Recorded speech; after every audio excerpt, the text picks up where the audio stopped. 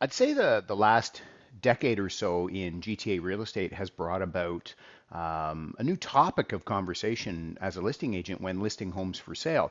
When sitting down with our clients, it now becomes a conversation of what sort of strategy do we want to employ to get your home sold? Are we going to price it accurately to the market, meaning are we going to price it to more towards what it's actually worth or what the actual expectation is?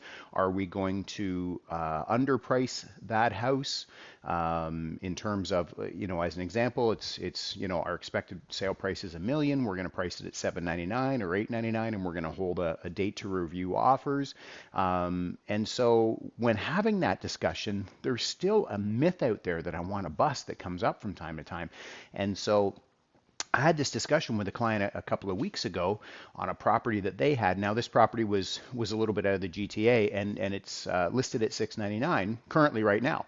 I had suggested as one of the strategies is we listed at 499 and hold a date to review offers. And their minds couldn't process it. And I've had many conversations like this over the last 4 or 5 years that I can think about, but their mind just couldn't process it because still the myth is for a lot of sellers out there, if I put my house on the price or on the market at that price, then I have to sell it at that price. Let me be honest here. Here's the reality. As a seller, you don't have to do anything. You could have a house that's worth $1 million all day long. Someone could show up on your doorstep when it's listed for sale, offer you 3 million, and you could turn it down. Now, your neighbors might say you're crazy, but that's the reality of it. You don't have to sell your house for anything you don't want to sell it to. In fact, you don't even have to sell your house.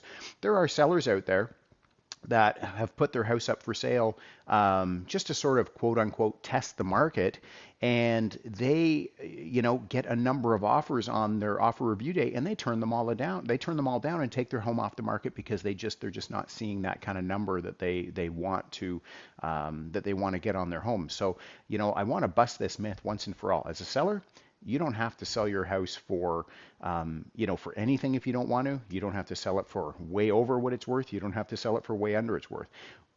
You don't even have to sell it. But the reality is that you don't have to sell your house unless you get that number that you want.